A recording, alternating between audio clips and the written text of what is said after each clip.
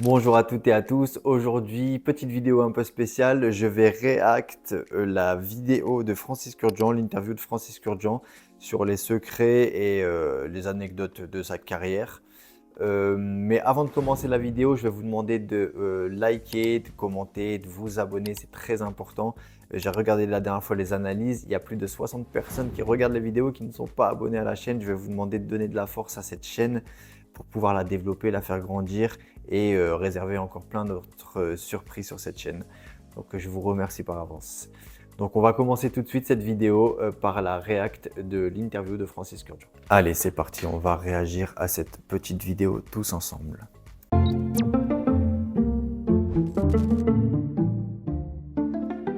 Alors, le mal de Jean-Paul Gaultier. J'étais jeune. C'était il y a 30 ans, donc oui, j'étais jeune, ouais. Le brief, c'était un parfum pour homme, sensuellement et sexuellement extraverti. Donc c'est la lavande, la vanille, c'est des histoires de Jean-Paul Gaultier, de ma rencontre avec une équipe fabuleuse, parce que j'ai travaillé pour lui pendant presque facilement de 95, sans m'arrêter jusqu'à 2007 ou 2008. Et 95, j'ai 24 ans. Je me suis dit, c'est la chance de ta vie. C'est une opportunité qui se représentera jamais, qui s'est d'ailleurs jamais représentée, hein. C'est un peu comme le premier amour, on ne l'a qu'une fois le premier amour. C'est intéressant déjà ce qu'il dit, c'est qu'il a commencé avec le mal. C'est vraiment le parfum qui l'a fait connaître au grand public. Et qu'on aime ou qu'on n'aime pas, ça reste une masterclass parce que le mal, il est toujours sur les étals de toutes les parfumeries et ça reste un must-have. Tout le monde connaît le mal et c'est un des plus gros classiques, si ce n'est le plus gros classique en parfumerie mainstream à l'heure actuelle. Vraiment, c'est une grosse prouesse qu'il a réalisée déjà à l'époque. On peut aimer après, mais ça n'a jamais l'intensité ou la puissance ou cette force de la première fois. Et en fait, le mal, c'était la première fois de tout. La première fois que je travaillais pour un couturier, la première fois que je travaillais un parfum de luxe. C'était mon premier parfum masculin. C'est mon premier très très grand succès parce que ça a été un succès qui a été planétaire. Et je me souviens, donc la personne qui m'avait confié le projet s'appelait Chantal Ross, c'était la présidente des parfums Jean-Paul Gaultier. Donc quand on s'est rencontrés, elle m'a dit, mais l'idée c'est un homme qui sort de la mer, l'odeur de la peau, le sel de la peau qu'on lèche. C'était très sexy, enfin c'était très sensuel en fait. D'ailleurs on le voit dans le flacon. Voilà, le profil, hein. On est quand même dans les années 95. Aujourd'hui, ça paraît un peu. C'est vrai que le flacon aujourd'hui, ça paraît ultra banal parce que on a été entre guillemets éduqué. On l'a vu depuis 95 comme il dit. On l'a vu, on est en 2025 aujourd'hui, donc 30 ans si je calcule bien. Euh, ça choque plus personne. Mais à l'époque, en 95, il fallait oser. En 95, on était beaucoup plus bridé qu'aujourd'hui. Et ce qu'on voit maintenant, en 95, c'était juste, c'était le diable, hein, clairement, hein, on va pas se mentir. Donc vraiment, on est sur une autre époque. Et déjà, à l'époque, moi, je pense que ça devait être très, très osé comme genre de bouteille. Bon, on s'y est habitué finalement. Puis il y a plus d'autres outrages. Alors bien sûr, le mâle, c'est un parfum masculin. Ça, c'est évident. Mais à l'époque, on disait que c'était un parfum féminin parce qu'on le trouvait déjà trop féminin. Donc c'était aussi cette idée d'une masculinité qui assume sa part de féminité. On était en 95, c'était un peu déjà les idées. Jean-Paul Gaultier, pour moi, c'est pour ça que j'ai beaucoup aimé travailler avec lui. Je coupe 5 secondes. C'est ultra intéressant ce qu'il dit là par rapport au côté masculin et au côté féminin. Donc ça veut dire que le mâle, qui est représenté comme le parfum aujourd'hui ultra mature, ultra masculin, etc. À l'époque, il faisait déjà débat entre les parfums masculins et les parfums féminins. Donc tout est une question, encore une fois, comme je le dis, de perception, de d'éducation olfactive et de ce qu'on veut nous mettre en tête par rapport au parfum. Aujourd'hui, le mâle, c'est un must-have masculin et il n'y a personne qui va remettre ça en doute. Alors qu'à l'époque, on décriait un peu le côté féminin dans le mâle. C'est incroyable, mais comme quoi les époques changent et l'identité olfactive n'est pas genrée. Je le répète, je le dis, je le répète, c'est que du marketing et c'est une histoire d'éducation. C'est tout. il a toujours eu des parfums, en tout cas à mon époque, c'est un peu comme ça que je l'interprétais. Il a eu des parfums qui étaient des parfums qui parlaient de la société. Le mâle, c'était cet homme avec une forme de fragilité. D'ailleurs, il disait, un homme chez moi, il peut porter une robe, mais il faut qu'il soit très viril, parce qu'il faut être très viril pour pouvoir se permettre de porter une robe, par exemple. Et donc, ce parfum masculin, il embrasse à la fois cette espèce de force, ce qui a fait ce qui a fait sa marque de fabrique, ce qui a révolutionné le marché, c'est la puissance de la note. C'est-à-dire, vous êtes dans un train, vous parfumez la rame, vous parfumez un avion, on parfume une pièce, ça reste dans l'air. Dans la rue, vous marchez devant, derrière, il est là, quoi. Alors, je ne sais pas si c'est toujours le cas aujourd'hui. Moi, ça fait bien longtemps que je ne l'ai pas senti ou que je ne l'ai pas porté. Et je crois même que d'ailleurs, je ne l'ai jamais porté. Mais je pense qu'il a dû être reformulé. Je pense qu'il doit plus tenir autant. Mais c'est intéressant parce que moi, j'ai une petite anecdote par rapport à le mal. Mon père, mon père qui est un génie absolu, a- avait un flacon à la maison quand j'étais beaucoup plus petit, même enfant. Et il avait un flacon de chez Carrefour. Ouais, je suppose qu'il l'achetait à Carrefour ou en grande distribution, qui s'appelait Sexy Boy. Et il sentait le mal. Et tout le monde lui disait, waouh, tu sens le mal, tu sens le mal, tu sens le mal. C'était un must-have déjà à l'époque. Mais ce qui est marrant, c'est que même les dupes à 5 euros, alors à l'époque, je crois que c'était même en francs, à l'époque, à quelques francs par rapport, ils sentaient déjà très fort, c'était très opulent. Donc, je ne sais pas ce que ça vaut aujourd'hui, mais en tout cas le mal, c'est pas indifférent et tout le monde reconnaissait le mal et tout le monde avait connaissance de la puissance de ce parfum et tout le monde était envoûté par ce parfum à l'époque.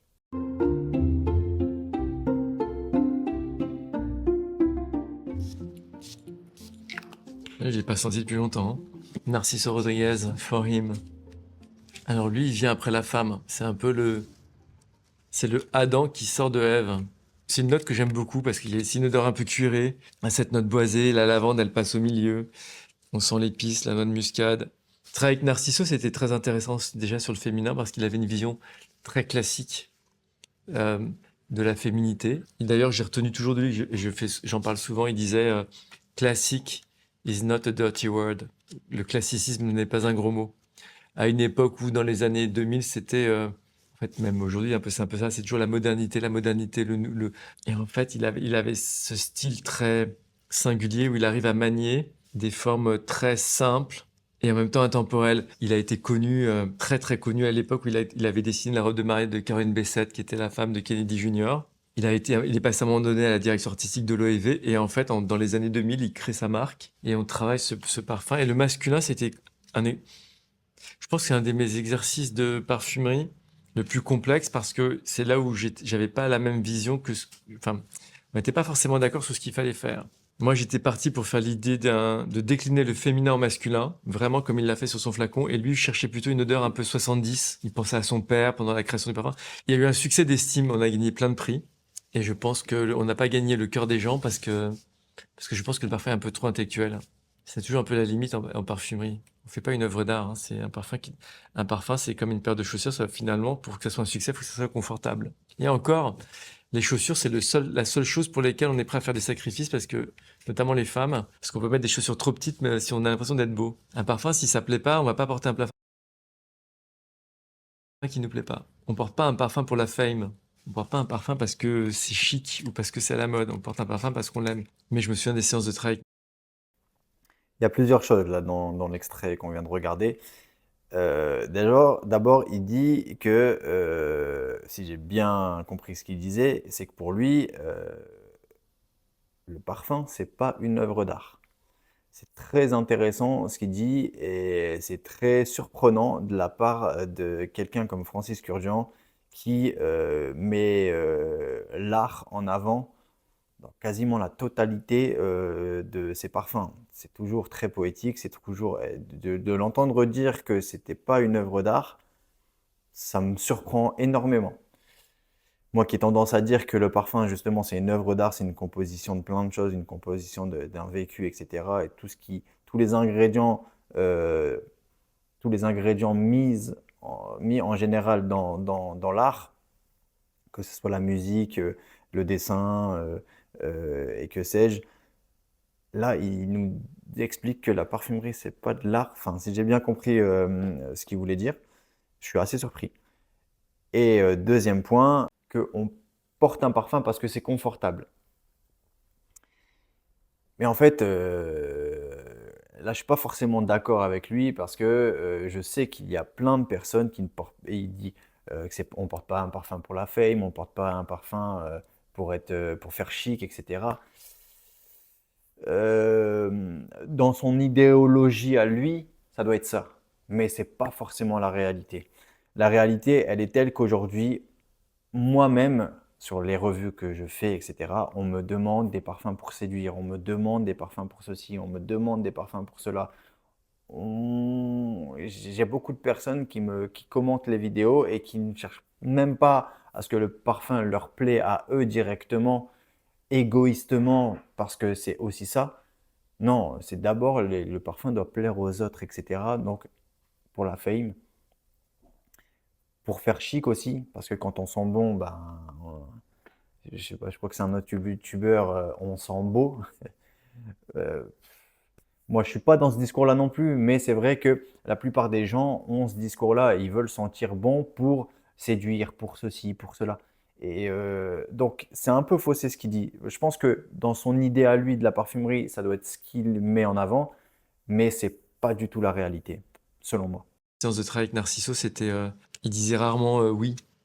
Donc en fait, c'est un créateur avec lequel il faut comprendre quand il dit non. C'est-à-dire que quand on dit non, ça ferme une porte pour en ouvrir une autre.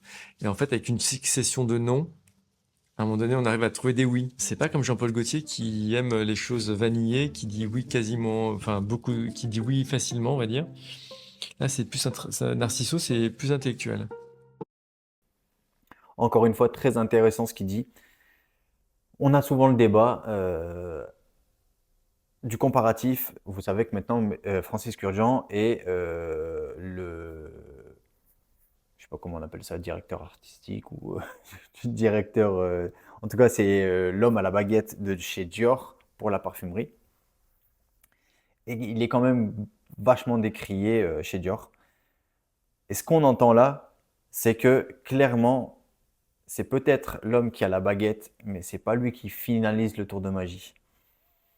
Donc, il faut bien comprendre que je pense que Dior lui fournit tel élément, tel élément, tel élément, et il doit composer avec ça. Donc, je pense que c'est un peu compliqué pour lui en termes de créativité. Je pense qu'il ne peut pas faire ce qu'il veut comme il pourrait faire ce qu'il veut dans sa maison à lui. Je ne sais pas s'il y a je sais pas si chez Dior il y a un manque de carte blanche, mais en tout cas, tout n'est pas un flop selon moi chez Dior. Mais c'est vrai que on tourne en rond. On tourne en rond. Il y a des petites nouveautés, moi, qui m'ont plu, mais on tourne clairement en rond. Contrairement à chez Maison Francis Kurkdjian, où là, on est vraiment dans l'excellence.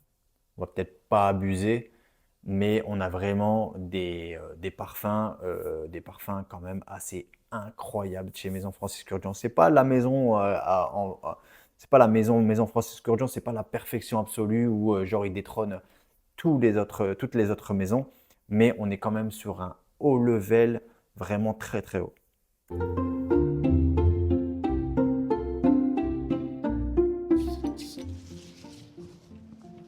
Donc ça, c'est l'Aqua Universalis. Ça, c'est une des premières fragrances que j'ai composées pour la maison. C'est un travail sur 2 ingrédients. Un qui est un peu la note florale pure du jasmin, qui s'appelle l'édione, associée à une note citrus, un peu comme un citron très doux, c'est de la bergamote, donc c'est un peu doux, c'est un peu savoureux, c'est un peu gustatif. Mais ça reste très frais et très léger. Et je l'appelais Aqua Universalis parce que mon idée, c'était, si je devais partir sur une île déserte, quel serait le parfum ultime que j'emmènerais avec moi? Le parfum un peu à tout faire. Donc je suis parti à la fois sur cette idée de fraîcheur, parce que la fraîcheur, c'est quasiment le seul schéma. Un schéma en parfumerie, c'est une famille. C'est quasiment la seule famille qui est universelle, qui plaît à tout le monde, sur tous les continents. Et puis en termes de sensation, pour pas être premier degré dans cette idée de fraîcheur. Je voulais pas que ça sente le frais, je voulais qu'on ressente la fraîcheur. Et autrement dit, ressentir la fraîcheur, c'est typiquement pour moi, c'était enfiler une chemise qui est fraîchement repassée ou un peu amidonnée. C'est rentrer dans des draps qui sont repassés. C'est cette notion de frais, en fait. Donc quelque chose de très blanc dans l'idée. Et surtout, il fallait pas que ça sente la lessive, mais il fallait que ça sente fallait qu'on soit, oui, voilà, qu'on se sente propre. Donc en 2009, avec mon associé, Marc Chaya, Je fais une courte pause. Il y a quand même une différence quand il parle des parfums qu'il a créés pour d'autres maisons que pour sa propre maison. On sent vraiment une autre dimension. On sent la passion, on sent vraiment que il a travaillé avec son idée à lui et que c'est son parfum, que c'est sa création. Et il dit que c'est pas de l'art, mais là, il parle, il parle comme un artiste. Donc, je reste persuadé que la parfumerie, c'est de l'art. on esquisse l'idée de créer une société, de lancer ma maison. Et on trouve une petite serrurerie dans le premier arrondissement près de la place Vendôme qui fermait ses portes. Et j'ai acheté quasiment sur un coup de tête les 27 mètres carrés. On a pris le bail. Et puis on s'est dit, bon, allez, maintenant faut payer le loyer, donc qu'est-ce qu'on va faire? Et donc là, ça nous a un peu précipité pour lancer ce qui s'appelle aujourd'hui Maison Francis Kurdian. Donc c'était l'idée d'exprimer mes envies, ma vision créative du parfum à travers des créations en fonction de mon inspiration. Voilà, c'est vraiment une inspiration libre de parfumeur. Donc là, le bouchon zinc, il s'inspirait des toits de Paris. Le flacon est très carré, très pur. C'était l'idée d'avoir quelque chose de très simple. Je suis toujours parti du principe que pour un parfumeur, ce qui était précieux, c'était pas tant le packaging et les emballages, c'était plutôt la préciosité, et ma valeur ajoutée, c'est ce qu'il y a dedans, c'est le parfum en fait. D'où l'idée d'avoir des flacons très sobres, des lignes très sobres qui ne polluent pas trop l'œil. Euh, le flaconnage chez Francis Kurkdjian, bah, je peux en montrer un d'ailleurs parce que bah, je prépare une vidéo. Déjà, la boîte, elle est sympa. Mais la bouteille, ça va, ça en jette quand même. On n'est pas sur quelque chose de non plus pas abouti, quoi, ou très simple ou très léger. C'est quand même du très beau flacon, attention, hein. Je trouve qu'il minimise un peu le travail fait sur le flaconnage de sa maison.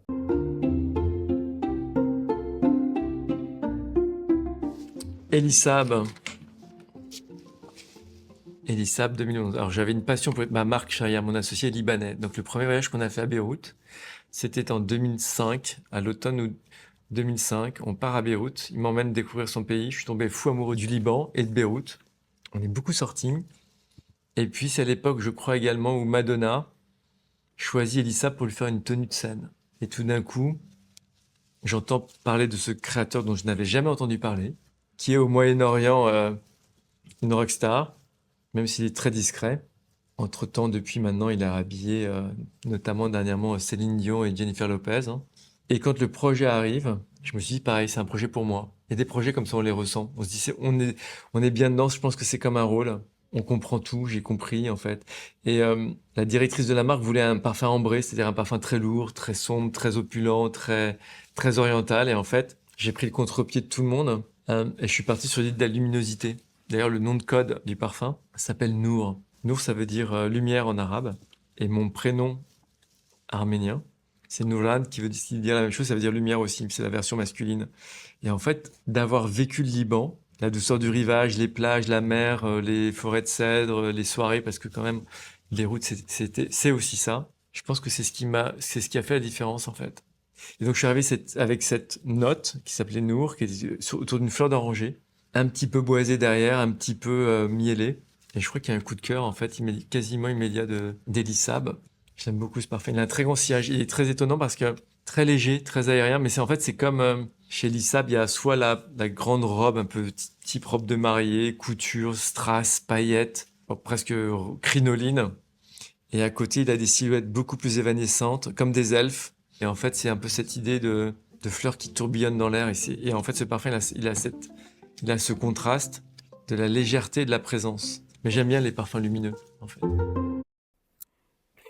Je n'ai pas compris tout à l'heure, il dit que le parfum c'est pas de l'art, mais il parle clairement comme un artiste. Il parle il a senti le projet comme si c'était un rôle. Donc un rôle au cinéma, donc acteur, donc faire de l'acting, c'est de l'art. Je comprends pas pourquoi il a dit ça tout à l'heure, mais vraiment, clairement, là, moi, je ressens de l'art, du vécu, de l'histoire. Il parle clairement de ses parfums comme s'il parlait d'une œuvre d'art. C'est assez surprenant qu'il ait dit ça tout à l'heure. Mais par contre, je reviens sur une chose. Qu'est-ce que c'est agréable de l'écouter parler? C'est de la folie, hein. Je pourrais l'écouter pendant un documentaire une heure 30. C'est incroyable. Il est ultra intéressant comme monsieur. Baccarat, Rouge 540. Alors je pense que l'histoire de ce parfum, elle est aussi incroyable que l'histoire du mal de Jean-Paul Gaultier. En fait, la note, elle est très simple. Elle repose sur 3 ingrédients majeurs. Il y a un ingrédient qui traduit un peu cette idée de chaud et de chaleur suivant les maisons, on l'appelle soit Veltol, soit éthylmaltol, soit éthylpraline. Éthylpraline, ça donne un peu cette idée de choses très sucrées. Et à côté, Pour tous pour tous nos amis, ah, ça sent synthétique, c'est synthétique, ah, parfum trop synthétique, etc. Baccarat rouge, 540, un des parfums les plus vendus dans le monde, si ce n'est le plus vendu dans le monde. En termes de collection privée et de parfums de niche, même, je suis sûr que mainstream, si on compte les mainstream, il est dans le haut du tableau. C'est des notes synthétiques. Voilà. pour rééquilibrer cette partie sucrée pour pas que ça devienne quelque chose d'écœurant et que ça devienne quelque chose de très lumineux, il y a toute une note très minérale qui est un dérivé de l'ambre gris, qui est une matière très précieuse en parfumerie. Et en fait, c'est un équilibre assez subtil entre ces notes boisées ambrées d'un côté et cette note très sucrée. Je cherchais déjà dans ces années-là, donc vers 2011-2012, à allier les contraires. C'est-à-dire qu'en parfumerie, quand on fait une note opulente, très souvent, c'est une note sombre et sourde et lourde et un peu fourrure. Voilà. Et je cherchais techniquement à allier les contraires et à essayer de trouver justement quelque chose qui soit très opulent, très large et en même temps très lumineux. C'est-à-dire comme un voile qu'on mettrait sur la peau qui laisse le corps s'exprimer versus je mets un manteau de fourrure.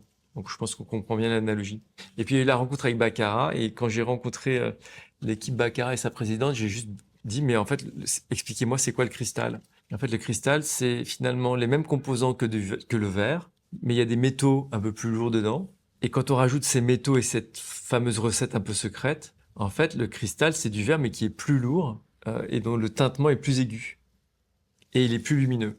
La composition du cristal correspond quelque part à ce que moi je cherchais pour faire ce fameux parfum très lourd ou très puissant tout en étant un peu transparent parce que finalement l'idée de la lourdeur dans le cristal je l'ai traduite par la présence du parfum et son sillage. L'idée de la brillance ou de cet éclat du cristal, si particulier du cristal, en fait c'est quoi l'éclat? C'est un peu cette luminosité.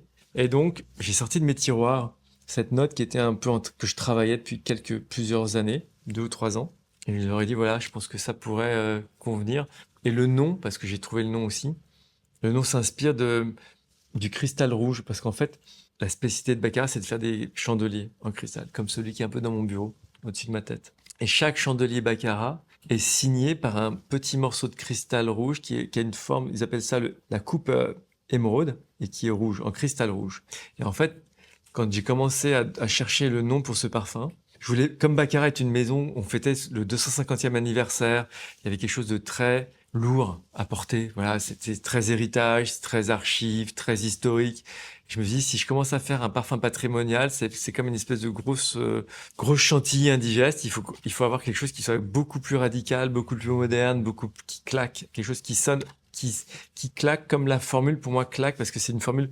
C'est la formule la plus courte que j'ai signée dans ma carrière. Il y a moins de 10 composants, il y a moins de 10 ingrédients. Elle est d'une puissance extrême. Ça a été viral sur les réseaux sociaux. On a eu des célébrités à Hollywood qui l'ont porté. Olivia Rodrigo, Drake, des basketteurs de la NBA. C'est inédit.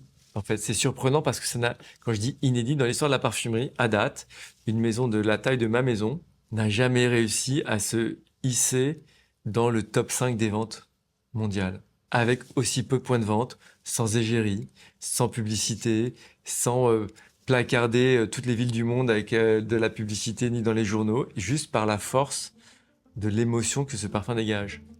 Donc c'est une autre fierté. Ouais, on l'a bien ressenti la fierté. Ouais. Ouais, je suis trop fort.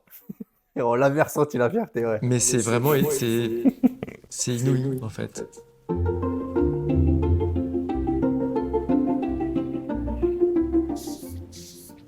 Lui, c'est le petit dernier. C'est la nouveauté. Kirky, c'est un diminutif qui vient de mon nom. Hein. L'histoire de Kirky, c'est très simple. Je dis souvent, il faut voir la vie en Kirky.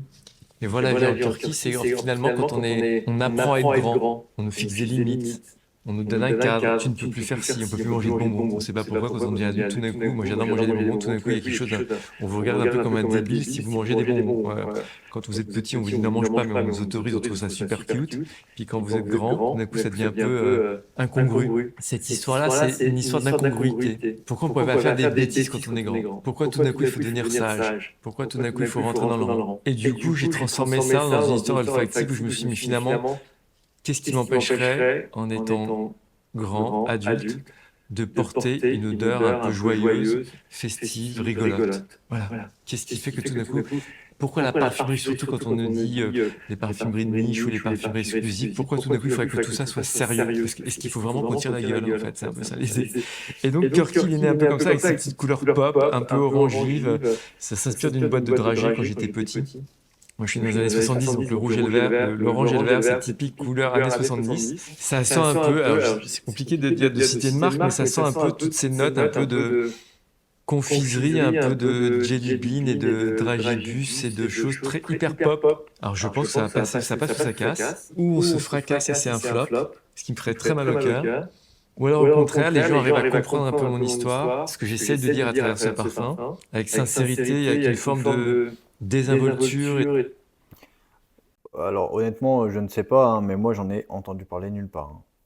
Donc pour l'instant, ça n'a pas l'air. Je sais pas, après peut-être que je me trompe, mais j'en ai pas entendu parler. De jeunesse, enfin de jeunesse, c'est pas l'idée des jeunes, mais c'est pas parce que j'ai 56 ans que tout d'un coup je dois forcément avoir sur ma figure, dans ma tête, 56 ans.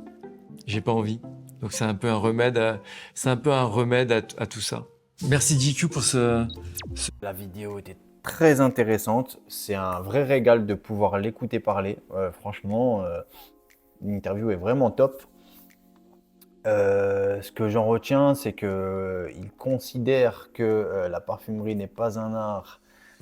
Ce qui, tout au long de la vidéo, je pense qu'il se contredit un petit peu, ou alors il ne voit pas l'art comme je le vois, c'est aussi possible. Qu'il est un très grand parfumeur, et ça c'est indéniable.